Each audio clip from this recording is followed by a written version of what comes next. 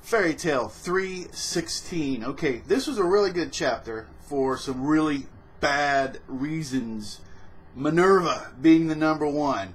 She's evil. Just every hero is like, okay, every chapter I'm going to step her up another level.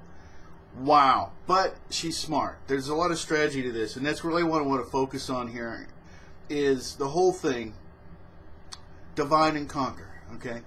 So she's got her trump card. Minerva's got Miliana, and it'll work on either Urza or Kagra. So whichever wins, right? She just needs one of these two to fall, okay?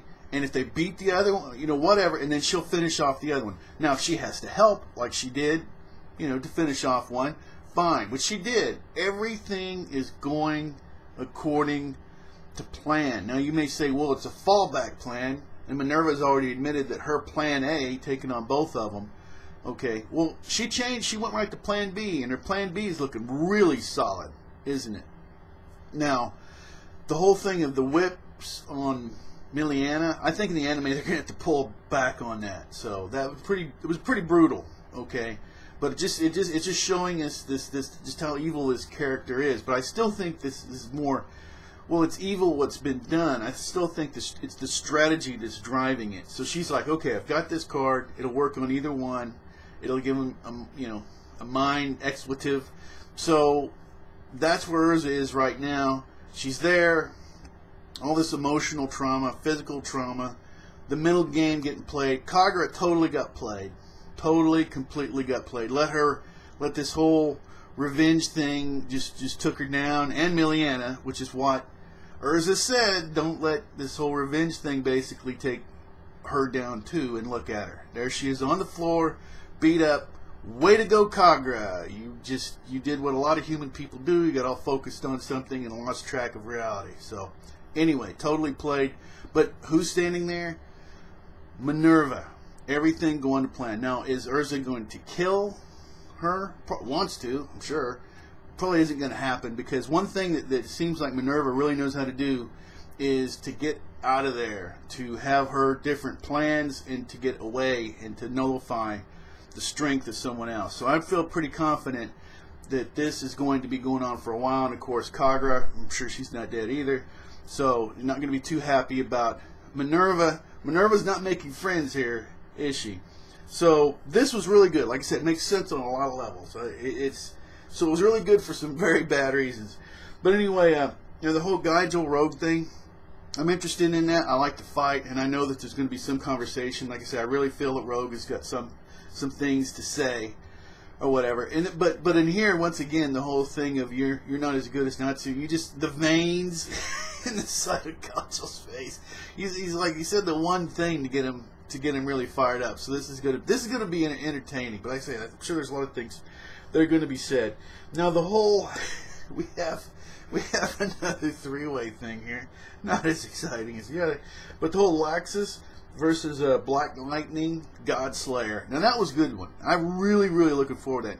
And I realize a lot of people don't like Laxus, and okay, he's not really that likable a character, but he's at a high level, so it makes it interesting. So this was already interesting, and the whole thing of one of the 10 Saints, Jura, getting thrown in there, it's going to be pretty crazy. Now, I realize that a lot of these battles are probably going to get cut off short because of the eclipse thing will end up happening at a certain point. But even seeing a portion of what they can do is pretty entertaining. But let's just admit, if these three characters really cut loose, they just destroy the whole city. I mean, I don't think anything would be left.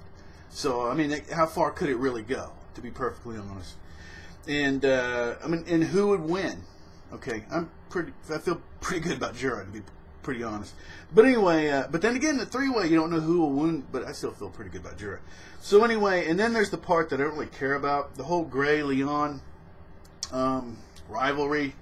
Never cared about it. The pairings issues going on. Every once in a while it's a little bit funny. I'm finding as the series goes on, I'm finding it less entertaining. I don't really care about it, so we'll skip it.